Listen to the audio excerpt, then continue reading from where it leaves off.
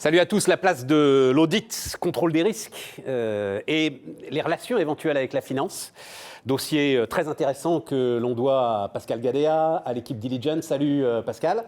Bonjour Stéphane. Avec deux professionnels justement de l'audit, de la gestion de risque. Guillaume Lidviac, salut Guillaume. Bonjour, Directeur audit et risque du groupe Carrefour. Frédéric Schneider, salut Frédéric. Responsable compliance, audit et contrôle interne, Labeyrie Fine Food. Ah ben mais attends, mais démarrons avec ça. Oui. Tu m'as dit qu'il faut absolument dire compliance parce que dans nos relations avec la finance, c'est aujourd'hui l'un des trucs cœur pour Labeyrie. Oui, la partie notamment, si je prends un exemple concret, Sapin 2, qui est une loi qui a quelques années déjà, on développe avec Diligent des requêtes et de l'analyse de données qu'on développe nous à l'audit, risque compliance, et après sur lequel on travaille main à main avec la direction financière, la direction comptable, qui font leur partie de leur contrôle, et après nous on reprend la main pour le contrôle de deuxième niveau. Mais on crée tout ça avec de l'extraction automatique de données, des robots, et les données sont poussées vers les comptables. Et après, une fois que le comptable a fait son analyse, la donnée est poussée jusqu'à nous et nous, on fait notre revue de deuxième niveau. Guillaume, toi, tu as l'impression que l'audit interne s'est éloigné de la finance après une intense collaboration et qu'il est temps justement que ça se rapproche à nouveau. Raconte-nous un peu ta réflexion, ta démarche. La réflexion, c'est que moi, je suis un ancien financier. Et donc, j'ai découvert le métier de l'audit un petit peu sur le tard. Et pendant 20 ans, on a été le partenaire privilégié de la finance. Pourquoi ? Parce qu'il y a eu Sarbanes-Oxley en 2002 qui a accéléré cette proximité-là. Il a fallu aider la finance pour mettre en place les projets de digitalisation, pour suivre les IFRS, pour mettre en place le contrôle interne, pour suivre la robotisation. Donc, on a été extrêmement partie prenante et proche du CFO. D'ailleurs, le directeur de l'audit interne reportait pendant très longtemps au CFO. Donc on était le bras droit. On était très très proches. Et puis au fur et à mesure que la maturité a gagné... C'est lié aux turbulences financières, 2000, 2008, oui, etc. Bien sûr, voilà, les fraudes, les Enron, scandales, Enron, et donc toute la pression réglementaire qu'il y avait en fait sur la direction financière. Exactement, c'était très important.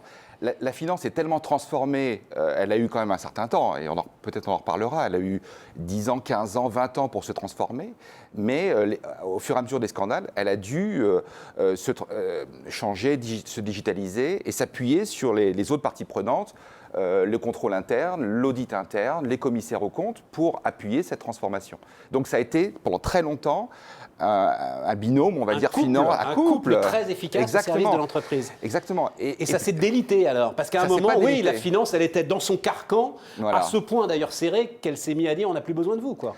Alors je ne dirais pas comme ça. Je dirais que fort de notre expérience, de notre proximité avec la finance, l'approche de l'audit interne s'est professionnalisée et s'est rapprochée des risques. Et finalement, on s'est aperçu que les risques, ils étaient croissants dans plein de domaines. Et cette expertise gagnée avec la finance, on s'est dit, on pourrait la mettre à profit pour plein d'autres activités. Le champ réglementaire dont a parlé mon collègue, mais le champ réputationnel, pour Carrefour, la sécurité alimentaire, la cybersécurité.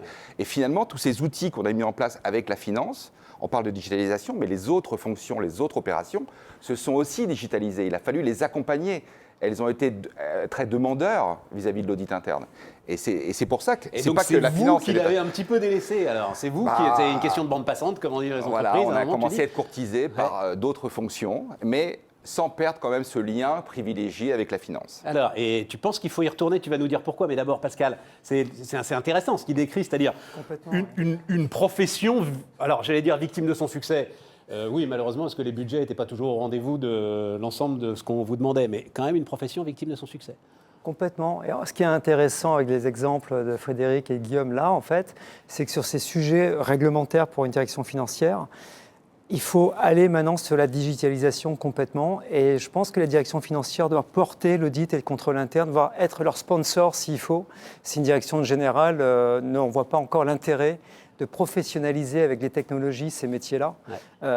Déjà pour des raisons avant tout, et c'est un peu le sujet sur la gestion des risques et le réglementaire, la prise en compte des enjeux réglementaires en fait, ça ne peut pas être une DSI qui elle est juste garant de la data et de la mettre à disposition d'un point de vue production. Mais derrière, c'est qu'est-ce qu'on en fait ? Est-ce qu'il faut imaginer maintenant qu'il y a deux DSI ? Une DSI, on fournit la data, débrouillez-vous, et après, il y a des gens qui ont une vraie appétence réglementaire, donc notamment l'audit et le contrôle interne et la conformité, où là, on devrait avoir peut-être une DSI, ou alors des gens qui auraient peut-être une approche complètement orientée technologie, avec effectivement une localisation de ce qui est besoin de faire, ce qui est nécessaire de faire avec un personnel dédié en fait. C'est un peu des idées qu'on pourrait avoir. Frédéric, sur quel projet là aujourd'hui est-ce que tu travailles? Parce que Guillaume, on va revenir, pense que sur l'extra-financier, il y a quelque chose de très très important à faire. Est-ce que toi là, tu travailles sur des éléments précis avec la fonction finance en ce moment pour la Berry Fine Foods? Avec la fonction finance, on travaille actuellement sur l'amélioration du processus purchase to pay, donc c'est le domaine des achats, pour vraiment améliorer et que pour pouvoir in fine payer ses fournisseurs dans les délais, ne pas avoir de risque de fraude, tout un tas de risques qu'on peut retrouver sur ce schéma-là. Et donc avec la data, on met en place des KPI pour justement voir où ça peut pêcher et produire des indicateurs qui prendraient énormément de temps à les faire manuellement, ou avant ils étaient faits manuellement. Et donc on met en place des KPI sur les délais de règlement fournisseurs, sur est-ce qu'on a bien réceptionné avant de recevoir la facture, ce genre de petit indicateur qui permet après de trouver l'anomalie et de se dire tiens, ça pêche dans ce côté-là et on va analyser précisément pourquoi on a eu un petit problème là. Et comme tous ces indicateurs sont liés, ça permet vraiment d'améliorer le processus achat en général. Et de préparer aussi, j'imagine, le changement profond, parfois sous-estimé mais profond, de la facture électronique. C'est ça, exactement. Et d'aller dans une automatisation globale du process. Un process qui va bien, c'est là où finalement on n'a plus besoin d'intervenir, tout roule et c'est l'idéal. Petite question subsidiaire, est-ce que travailler étroitement avec la finance, ça permet aussi de préserver ses budgets, de défendre ses budgets, de mieux défendre ses budgets? Pas forcément. Non, je dirais, on est peut-être même, on nous demande parfois même beaucoup, et comme tu disais tout à l'heure, parfois on a la bande passante qui est très limitée. Et en fait, je pense que la finance est un allié justement peut-être pour pouvoir augmenter cette bande passante et dire voici la valeur ajoutée qu'on peut donner en plus à la finance. Donc ça serait bien d'avoir un peu plus de bande passante et donc un peu plus de budget. Guillaume, pourquoi est-ce que l'extra-financier peut être pour toi une clé importante de retour, de relation à nouveau étroite entre l'audit interne et effectivement, c'est la fonction finance. Un terrain qui va nous rapprocher à nouveau de la finance. Pourquoi? Parce que l'extra-financier a pris une importance majeure dans les entreprises. Je me rappelle d'un audit en 2017 dans une autre boîte où j'avais déjà attaqué ce sujet-là. On me disait, c'est pas un peu tôt, on n'a pas trop de questions des investisseurs. 2017 2017. J'étais un peu précurseur à l'époque, mais non, et ça s'est accéléré incroyablement. Je pense qu'on n'imaginait pas ça. Donc aujourd'hui, l'enjeu est tellement important que la finance, forte de son expérience en digitalisation, en reporting, en automatisation, elle est arrivée, elle a dit moi je peux vous aider parce que moi j'ai cette expertise-là. Et vous, il faut savoir que tout ce qui est engagement durable, etc., c'est très atomisé aussi dans l'entreprise. Et la finance, elle est légitime avec son expérience pour dire moi je vais vous apporter ces briques d'automatisation, de robotisation, de digitalisation, et puis je vais le mettre au service de ces exigences qui sont fortes et qui sont sur un temps très court. Parce que autant la finance a eu 15 ans, 20 ans, mais l'ESG, c'est 3 ans maximum. En 2024, c'est l'obligation CSRD de publier les indicateurs dans le rapport de gestion, etc. On n'a pas beaucoup de temps. Tout à fait. Ah non, mais c'est invraisemblable. Alors après, le débat, c'est est-ce que la finance, est-ce qu'elle a encore les moyens de fournir ce service-là? Parce qu'avec la robotisation dont on a parlé, etc., elle le veut. L'une des clés de cette édition de Future of Finance, c'est, alors toi tu le dis gentiment, la finance, moi j'ai l'impression, le dit beaucoup moins gentiment, c'est devenu un truc beaucoup trop sérieux pour laisser qui que ce soit d'autre que nous s'en occuper. Globalement, c'est ce qu'elle est en train de dire. Je ne sais pas comment ça se passe chez vous, mais globalement, c'est ce qu'elle est en train de dire. En tout cas, elle est très sollicitée. Moi, je crois plus au partenariat. Je pense qu'il y a beaucoup de sujets parfois qui sont un peu quelle relation avec toi, justement, dans ces cas-là? Quelle relation avec l'audit interne L'audit interne, ici, il a besoin de rentrer dans ces domaines-là parce qu'il a besoin de voir quelles sont les lignes de force, les lignes de faiblesse, identifier les problèmes. Par exemple, dans un grand groupe comme Carrefour, c'est très atomisé, c'est présent dans plein de pays. Comment les pays se sont organisés pour faire face à cette fiabilité nécessaire de la donnée extra-financière? C'est ça qui est fondamental. Est-ce qu'ils ont les personnes, les process et c'est là que l'audit interne va donner cet éclairage. On est un des seuls départements à pouvoir voyager comme ça dans le monde entier, de voir les pratiques, de partager ces pratiques. Ouais. Donc on a un rôle à jouer. Ouais. On l'a eu en finance, on l'aura dans l'extra-financier, encore plus. Ouais. Donc là, on a vraiment ce rôle à jouer là aujourd'hui. En soutien de la finance. Exactement. Pascal ? Tout à fait.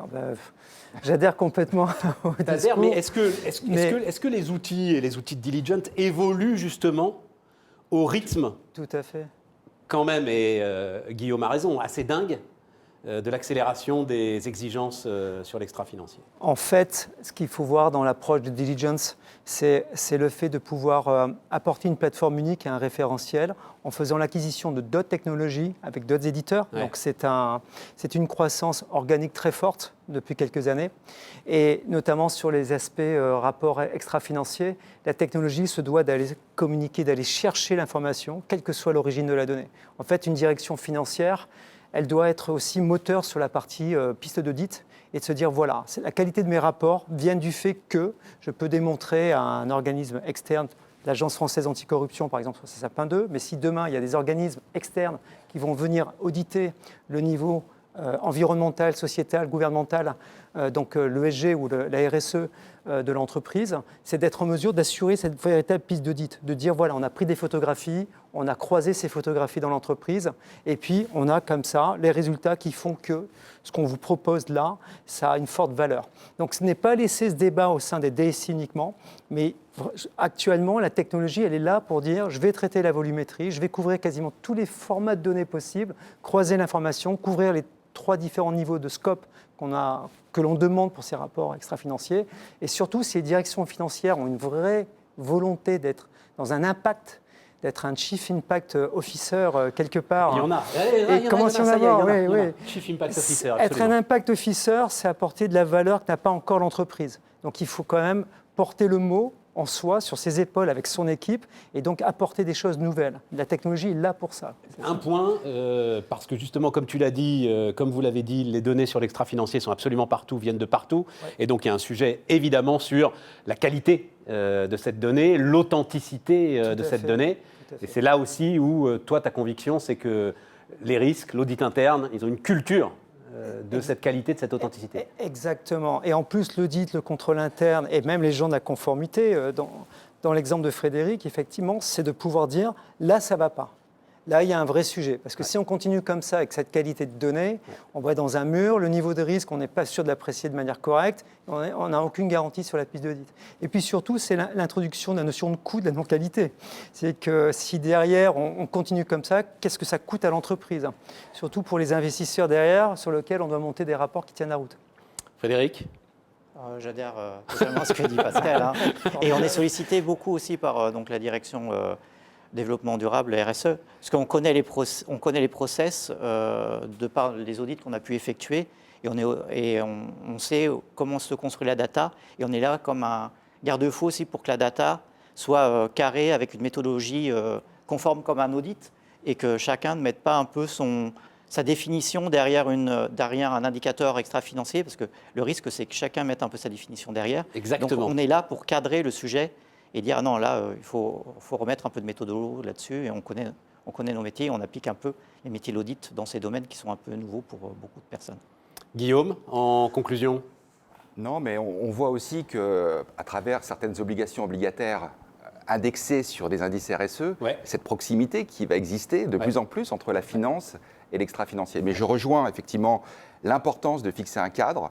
On parle beaucoup dans l'ESG de scope 1, scope 2, scope 3. C'est peut-être un débat. Est-ce qu'on est suffisamment transparent ? Est-ce que les règles sont suffisamment bien établies au sein de la société ? Et donc, nous, on va porter ce regard. Et je pense que moi, autant en 2017, j'ai eu du mal à pousser le sujet extra-financier, autant aujourd'hui, je suis très sollicité pour contribuer, et pour que l'audit interne contribue à cette matière et aide un petit peu l'entreprise à déterminer sa roadmap. Parce qu'avant, l'extra-financier, c'était une fois par an, un indicateur. Maintenant, ça va être régulier. La finance, c'est tous les trimestres, tous les semestres. L'extra-financier sera pareil. Est-ce qu'aujourd'hui, on est en ordre de marche ? Et comment on le sera demain ? Donc tout ça, l'audit interne va contribuer, va aider. faut pas surestimer le rôle de l'audit interne, mais je pense qu'on va devenir un partenaire vraiment encore plus clé dans les prochains mois, prochaines années. Ouais. Et pour poursuivre d'ailleurs cette discussion, on a l'un de nos programmes avec notamment le directeur financier de la région Île-de-France. Je n'ai plus le chiffre en tête, mais enfin, c'est des centaines de millions d'euros tous les ans qui sont levés en obligations vertes par la région Île-de-France. Et ça, comme tu le dis, ça veut dire rendre des comptes, mais quasi en temps réel, quoi. Ouais, exactement. C'est rendre des comptes en permanence aux prêteurs obligataires sur ces obligations vertes, et ça ne va faire que se renforcer. Merci messieurs. Merci. Merci Pascal pour cette discussion. Merci à vous de nous avoir suivis. Et tous nos programmes sont à votre disposition sur la plateforme Future of Finance.